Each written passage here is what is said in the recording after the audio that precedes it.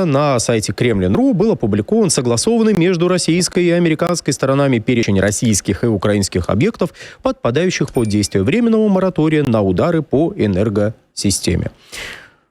Ну и что это за, собственно говоря, объекты? Давайте вот список глянем, список вывесим прямо на экран. Это нефтеперерабатывающие предприятия, нефтегазопроводы и хранилища, включая насосные станции. Странно, что компрессорные станции не были отмечены. Вырабатывающая и перерабатывающая электричество инфраструктура, включая электростанции, подстанции, трансформаторы и распределители. Атомные электростанции, вынесенные в отдельный пункт, хотя чисто теоретически они должны входить в третий пункт. И дамбы гидроэлектростанций, которые вроде как тоже. Но... Нет, дамба – это дамба. Дамба – это дамба. Техническое сооружение, гидроэнергетическое. То есть они не относятся к вырабатывающим и перерабатывающим электричество объектам? Могут не относиться. Ну, могут нет. Ну, хорошо. Вот в таком случае... Тогда надо было компрессорные станции, тогда надо было газоизмерительные станции, газораспределительные станции, а то почему-то только насосные станции были оговорены. Ну, я думаю, ни для кого не будет секретом, что, ну, мягко скажем, не очень хорошо одной из сторон соблюдаются положения этого временного моратория. Ну и по датам, с 18 марта в течение месяца. Да, то есть 25-го было опубликовано, но действие началось с 18 марта. Действует 30 дней. Не просто месяц, 30 дней. И может быть продлен, если стороны будут не против. И может быть прекращено действие этого моратория, ну, если кто-то не соблюдает его положение. И давайте мы, вот, знаете, небольшой списочек сейчас вывесим, и этот списочек почитаем. Новостей, которые... Мирных. Мораторийных. Я вот даже не знаю, какое прилагательное тут использовать. Итак, 21 марта. В ночь на 21 марта вооруженные формирования Украины подорвали газоизмерительную станцию Суджа в Курской области. И немножечко, так, знаете, нанесли несколько ударов по Курской атомной электростанции. Насколько мне известно, не достигли. Не достигли. Вот и хорошо. ПВО отработали. Нашему ПВО честь и слава. 24 марта. В ночь на 24 марта украинский беспилотник атаковал Кропоткинскую нефтеперекачивающую станцию Каспийского трубопроводного консорциума. Это, чтобы было понятно, насосная станция, да, которая как раз была отмечена в одном из пунктов. 28 марта около 10 часов 20 минут по Москве по газоизмерительной станции Суджа был нанесен удар. 30 марта ВСУ атаковали дронами подстанцию в селе... В общем, да, в селе в Брянской области. Извините, не смог с первого раза прочитать название. Извиняюсь перед всеми жителями этого села. Собственно говоря, о чем нам говорит этот список? О том, что как-то одностороннее перемирие получается. Ну и, наконец, вот 6 апреля... Это сегодня, 2025 года, Минобороны сообщила следующее. Давайте соответствующую цитату Минобороны посмотрим. За прошедшие сутки ВСУ совершили 7 атак на объекты российской энергетической инфраструктуры. 5 и 6 апреля ВСУ нанесли удар по энергообъектам в Крыму, Брянской, Ростовской и Воронежской областях. С 18 марта ВСУ ни на сутки не прекращали атак по российским энергообъектам. Почему 18 марта? Еще раз, действие моратория с 18 марта. Что мы можем сказать на эту тему? Хорошего или плохого? Ну, цензурного мало можно что сказать. Действительно, односторонний порядок. Действительно, российские вооруженные силы не трогают энергоинфраструктуру, так скажем. Ответ получаем вот тот, который получаем. Очевидно, недоговороспособность киевского режима, которую при этом старательно западные СМИ пытаются прикрывать. Либо что-то скрывают, либо искажают. Опять пошли сказки про кондиционеры. Россия сама взорвала газоизмерительную станцию Суджа, еще что-то она там сама. Мы все тут взорвали, сожгли исключительно по собственной инициативе. Вот. бей своих, чтобы чужие боялись. Ну, «Северный поток», как известно, если что, это шутка. «Северный поток», как известно, мы сами ведь взорвали. Daily Mail не даст соврать.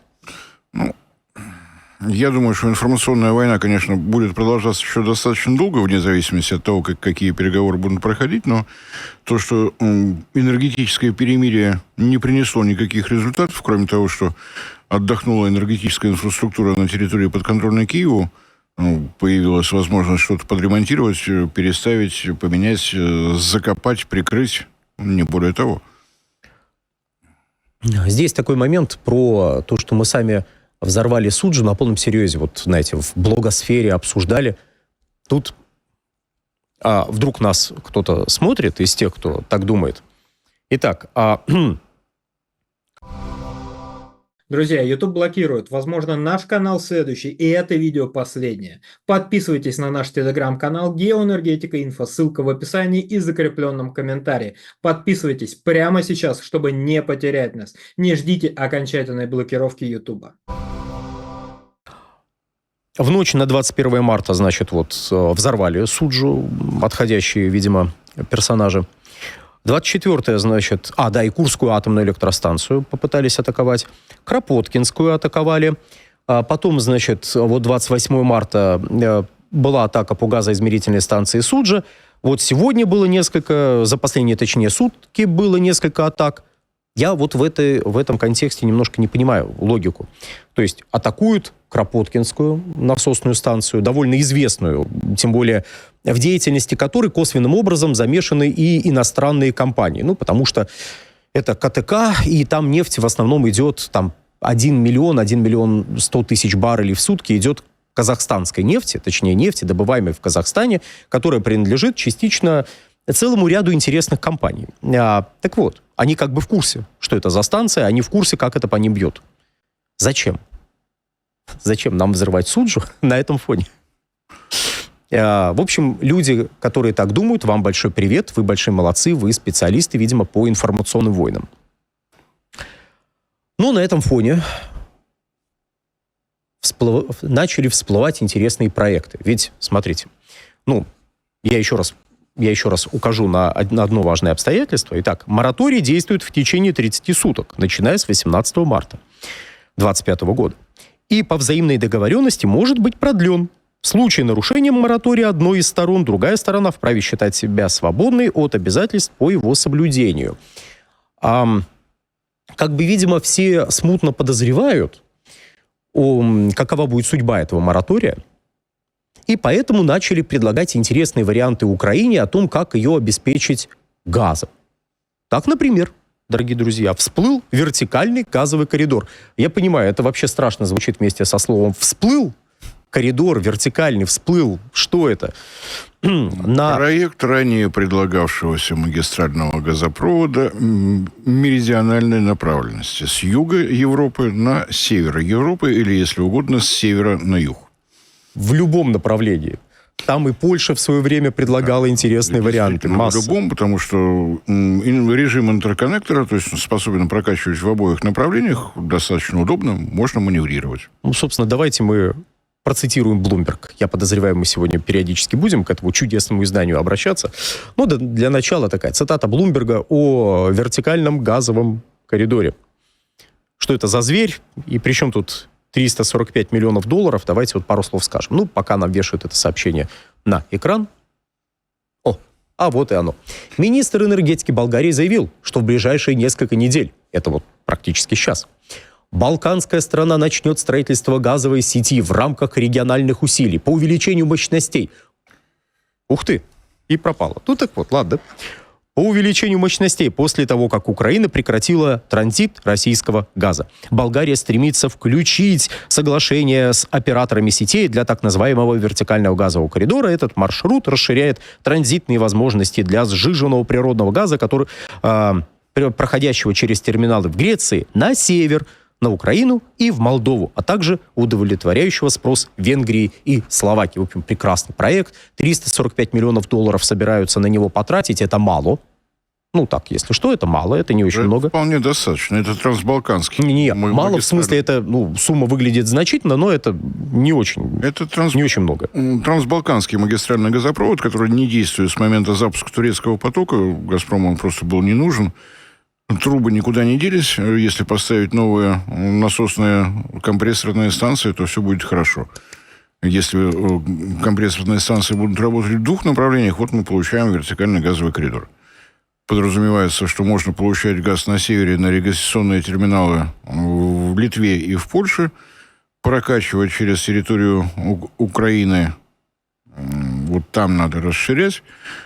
И дальше уходим в трубы трансбалканского магистрального газопровода, который проходит через территорию Приднестровья, Молдавии, Румынии, Болгарии. И далее, собственно говоря, до Италии можно добраться. Или в противоположном направлении принять на регистрационных терминалах Италии и Греции СПГ и прокачать наверх. Центральное связующее звено, без которого смысл этого проекта теряется, это подземное хранилище газа на территории Львовской области. Они в последнее время не очень хорошо работают, поэтому очевидно охлаждение. Многие европейские компании заподозрили, что газ туда вкачать можно, а вот забрать обратно, то есть хранение будет долгим. Основательно, между прочим. Хранить так хранить. Соответственно, вот куда можно деть 345 миллионов долларов, я думаю, что в правительстве Болгарии уже более-менее представляют. Мне здесь очень нравится то, что они собираются на 10 миллиардов кубов увеличить прокачку, притом подключить к этим невероятным объемам сразу 4 страны. И Украину, и Молдову. Молдова хорошо, немного потребляет. И Словакию, и Венгрию.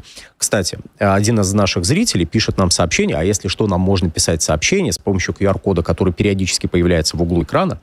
Суджа атомная? Говорите, но не заговаривайтесь. Уважаемый зритель, в самом начале мы перечисляли новости, в которых было указано, что была атака на Суджу и на Курскую атомную электростанцию. Мы возвращались к этой новости, и как бы через запятую Суджа, газоизмерительная станция, безусловно, и на атомную электростанцию Курскую были атаки. Соединительный союз и присутствовал. Вот.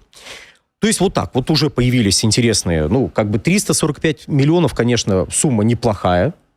Почему бы ее не освоить? Будет газ прокачиваться, не будет газ прокачиваться. Это науке неизвестно. Но вот желающие что-то такое потратить уже нашлись. Освоить. Да, не потратить, освоить. Прошу прощения, да. Освоить. Эффективно освоить. Можно еще добавить. Разумеется. И у нас есть 2 новости о подземных хранилищах газа на Украине. Собственно говоря, Борис уже как-то намекнул на характер этих новостей. Связанное все. Безусловно. Давайте небольшой график. В нашей чудесной программе мы с Борисом обожаем графики, таблицы, схемы. И вот, собственно говоря, первый график в этом выпуске. На что мы с вами сейчас смотрим? Мы с вами смотрим на объемы газа в подземных хранилищах Украины. Как вы видите, оранжевая вот эта вот линия, это 2025 год, и начали отбор в октябре-ноябре 2024 года с отметки примерно 8-8,5 миллиардов кубических метров.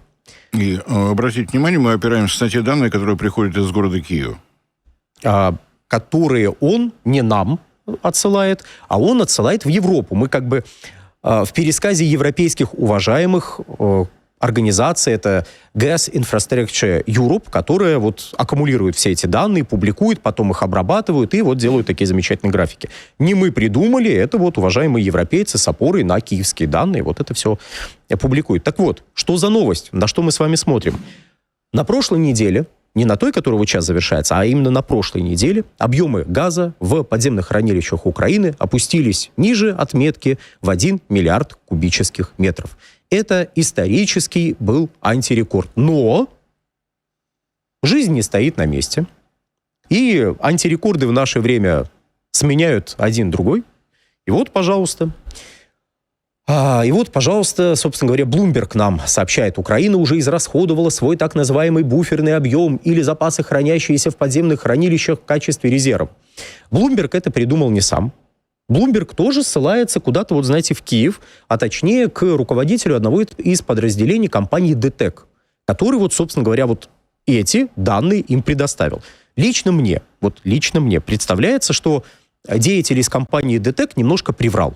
Ну, прям самую малость. Знаете, такое бывает. Знаете, ДТЭК — это все-таки не «Нафтогаз», он что-то краем уха услышал и вот Блумбергу рассказал в кулуарах какого-то мероприятия. Однако, данные, которые вот у нас есть в подземных хранилищах Украины вот на данный момент, уже менее 836 миллионов. Почему на данный момент менее? Потому что 4 апреля их было 836 миллионов кубов. Вот. И отбор продолжается. Притом сейчас еще легкое похолодание. Даже в Берлине будет 0 градусов, говорят, сегодня ночью. Если смотрите нас из Берлина, одевайтесь потеплее, даже не знаю, что вам пожелать. Вот. А почему буферный газ вот вдруг всплыл? Буферный газ и газ активный — это собственно говоря, два вида газа. Я сейчас... Две величины характеризующие Две величины, да. Режим работы подземного хранилища газа. Собственно говоря, в подземном хранилище больше газа, чем обычно говорят. Потому что обычно говорят про активный газ. Это тот газ, который вы туда закачали и можете извлечь. А буферный газ — это тот газ, который обеспечивает необходимое давление, чтобы вода не заполняла вообще вот чтобы это самое хранилище. Грунтовые воды не заполнили все это водохранилище. Вы убираете газа. Убираете этот буферный газ, получаете водичку в вашем подземном хранилище, соответственно, дальше приходится какое-то время тратить на то, чтобы привести все в порядок. Не самое приятное занятие. Это под большим давлением, надо буквально вдавливать газ. Если речь идет о львовских подземных хранилищах, то это бывшее месторождение, это из песчаника надо выдавить воду вниз. Ну, собственно, поэтому, да, ну и кроме того, все-таки при всем уважении, в кавычках, к «Нафтогазу», который периодически рассказывал о том, что у нас в подземных хранилищах и называл объемы с буферным газом. На чем их ловили и говорили: ребят, ну зачем вы так? Ну как зачем? Надо было красиво показать, как они подготовились к зиме. Но все-таки данные о буферном газе обычно, европейцам они не отправляют. Они отправляют данные только по активному газу. Никто вообще не рассматривает объемы буферного газа. Тем не менее, это для успокоения всех, кто как-то связан с подземными хранилищами на Украине. Однако 836 миллионов – это очень мало. Это значит, восполнить, это вторая плохая новость, понадобится, хотя бы миллиардов 8. 8 миллиардов кубических метров надо будет закачать после прекращения отбора. Это при условии, что стабильные поставки как с месторождений на подконтрольной Киеву территории идут, так и из Европейского Союза. Кстати, об этом. А сколько там поставляют из Европейского Союза? Давайте глянем. Есть еще один график. Как вы видите, опять оранжевая линия. И она немножечко выше для первого квартала, чем за предыдущие годы, начиная с 2022.